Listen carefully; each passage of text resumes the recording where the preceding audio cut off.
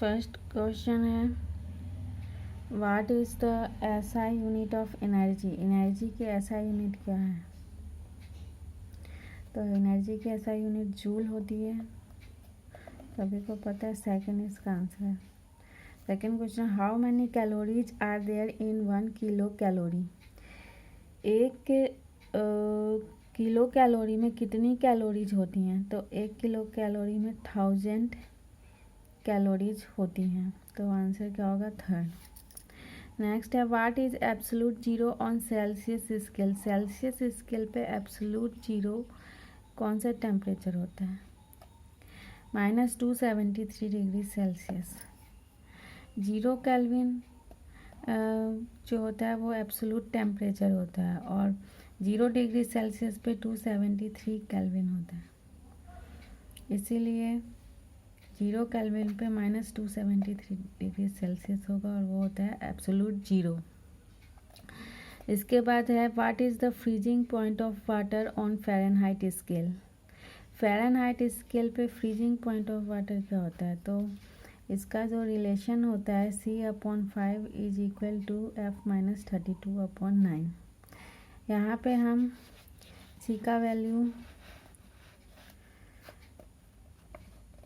0 रख देंगे तो यहाँ 0 हो जाएगा, ये 0/5 0 हो जाएगा और 0 इज इक्वल टू F-32/9। 9 इधर जाएगा, ये भी 0 हो जाएगा। F इज इक्वल टू +32 आ जाएगा आंसर। तो फ़ारेनहाइट स्केल पे फ्रीजिंग पॉइंट ऑफ वाटर क्या होगा? 32 डिग्री फ़ारेनहाइट। इसके बाद नेक्स्ट क्वेश्चन है what is the SI unit of specific heat. Specific heat की एसआई यूनिट क्या होती है? तो स्पेसिफिक हीट क्या होता है कि 1 किलोग्राम को 1 टेम्परेचर तक हीट करने के लिए कितनी एनर्जी की ज़रूरत है, इसीलिए स्पेसिफिक यूनिट क्या हो जाएगा? जूल पर किलोग्राम पर डिग्री सेल्सियस।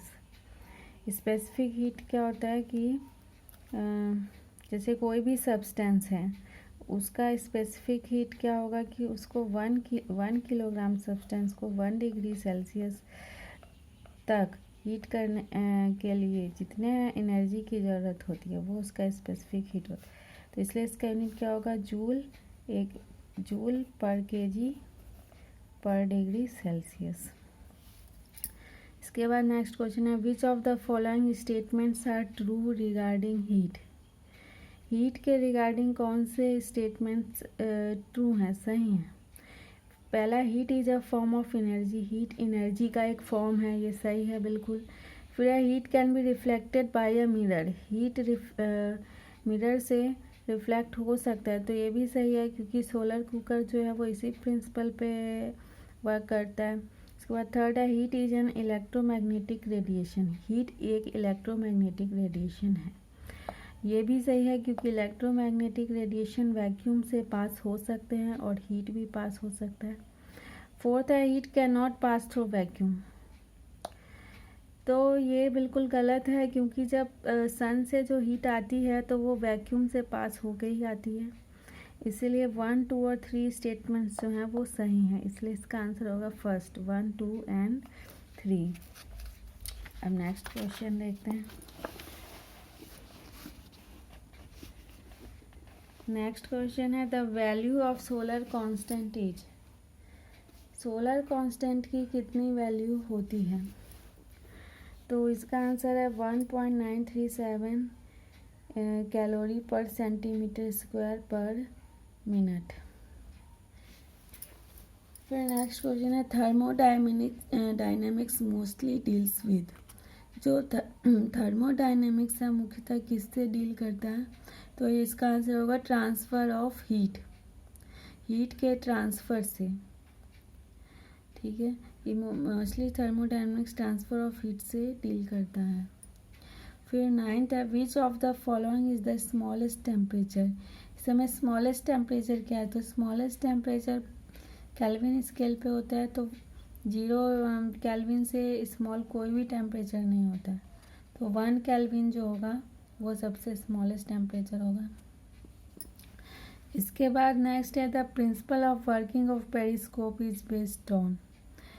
तो पेरिस्कोप जो होता है उसकी वर्किंग किस पे बेस्ड होती है इसका आंसर है reflection and refraction.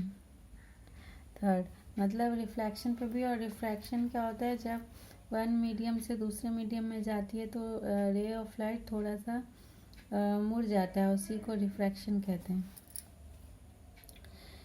In which of the following experiments the quantum nature of light has to be used to explain the observations? Quantum nature of light क्या होता है, जो लाइट का जो पार्टिकल नेचर है, जैसे लाइट हैज़ डुअल कैरेक्टर, दो characteristics होते हैं, एक पार्टिकल नेचर और एक होता है वेव नेचर। तो क्वांटम नेचर मीन्स उसका जो पार्टिकल नेचर है, तो 1 पैकेट्स ऑफ एनर्जी, उसमें क्या बताया गया है कि लाइट जो है वो पैकेट्स ऑफ एनर्जी में आते हैं, तो उसको फोटॉन्स कहते हैं जो पैकेट्स ऑफ एनर्जी होते हैं, इसलिए इसका आंसर क्या होगा, फोटो इलेक्ट्रिसिटी। फिर नेक्स्ट है 12th question, a celerioscopic camera produces an image. जो सेलेरियोस्कोपिक कैमरा होता है वो कैसा इमेज प्रोड्यूस करता है, तो मैग्नीफाइड इसका आंसर है। मैग्नीफाइड मीन्स बड़ा इमेज, ऑब्जेक्ट से बड़ा। फिर 13 है who first introduced a simple pendulum. Simple pendulum को सबसे पहले किसने इंट्रोड्यूस किया, तो आंसर क्या होगा, गैलीलियो। जो सिंपल पेंडुलम सभी को पता है, जो पहले घड़ी में लगा रहता था, ऐसे ऐसे वो ऑसिलेट करता रहता है, तो पहले किसने इंट्रोड्यूस किया था, गैलीलियो ने। उसके बाद है what is the time period of simple pendulum of length 9.8 metre. Means उस सिंपल पेंडुलम का टाइम पीरियड बताना है जिसका जो लेंथ है, मतलब लेंथ ऑफ जो स्ट्रिंग है वो कितना है, 9.8 मीटर। तो time period of simple pendulum का फॉर्मूला क्या होता है, time period is equal to 2 √L upon G। ठीक है, तो यहाँ पे L दिया गया 9.8, तो इसको हम कैसे सॉल्व करेंगे, 2 √L की जगह 9.8 लिख देंगे, और G क्या होता है, एक्सेलरेशन ड्यू टू ग्रेविटी, तो ये भी 9.8 ही होता है, तो कट के 1 हो जाएगा, तो टाइम पीरियड क्या हो जाएगा, 2 यानी पाई की वैल्यू पता है सबको, 2 × 3.14 यानी कि 6.28 सेकेंड्स। तो थर्ड इसका आंसर हो गया 6.28 सेकेंड्स। उसके बाद 15th है, इसमें यूनिट्स, लिस्ट 1 में यूनिट्स दिए गए हैं और लिस्ट 2 में फिजिकल क्वांटिटीज़ दी गई हैं, तो हमें सही मैच करना है। तो वाट है, सभी को पता है पावर का होता है, पावर की यूनिट क्या है, वाट। टेस्ला किसकी यूनिट है, मैग्नेटिक फील्ड की। कोलम किसकी यूनिट है, इलेक्ट्रिक चार्ज की। कैंडेला किसकी यूनिट है, ल्यूमिनस इंटेंसिटी की। ठीक है, तो ये कहाँ पे दिए गए हैं, फर्स्ट ऑप्शन में सभी ऐसे दिए गए हैं, तो ये सही है। इसके बाद नेक्स्ट है 16th, which of the following is a derived unit. इसमें बताना है कि डिराइव्ड यूनिट क्या है। तो बेसिक यूनिट्स तो कुछ ही पता है, जैसे हम सभी को पता है ML/T मास लेंथ टाइम, और इसके अलावा कुछ और भी हैं जैसे केल्विन, और वो सब 7 जो होते हैं वो होते हैं बेसिक यूनिट्स, और बाकी सब इसी से डिराइव्ड किया जाता है।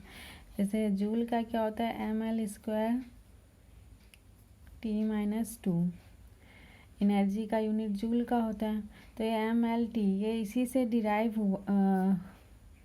हुआ है, इन्हीं बेसिक यूनिट से ये बना है जूल, इसीलिए ये सारे ऐसे ही बने, इसलिए इसको क्या कहते हैं, डिराइव्ड यूनिट्स कहते हैं।